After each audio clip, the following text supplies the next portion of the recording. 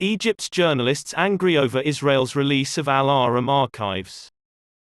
It came as a surprise to many Egyptian journalists when Israel's foreign ministry revealed this week that the country's National Library in Jerusalem had begun digitizing Egypt's long-running Al-Ahram daily.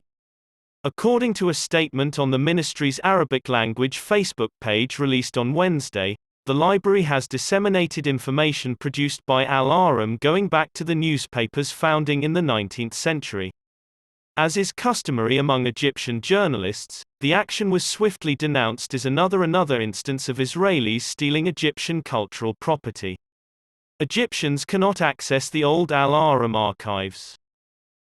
There was an additional announcement from Israel's foreign ministry noting that the archive is solely accessible for students and scholars in Israel on the Israeli National Library's website. The archive was purchased for $185,000 8 years ago, according to Kamel's claims in another article, according to unnamed Al-Ahram sources. His sources told him that Al-legal Ahram's department conducted an inquiry at the time that ended in a dead end.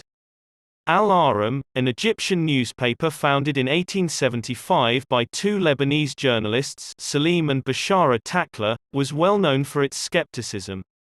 After nationalizing the press in 1950, the daily became the government's mouthpiece a decade later.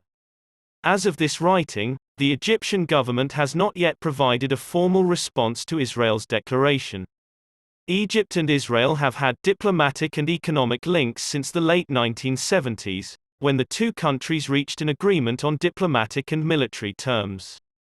The Egyptian public, on the other hand, has been at odds with Egypt's various administrations over normalization, since many consider Israel as a colonizer of Palestine since the 1948 conflict, an abuser of the Palestinian people, and as a previous occupant of Egypt's Sinai Peninsula.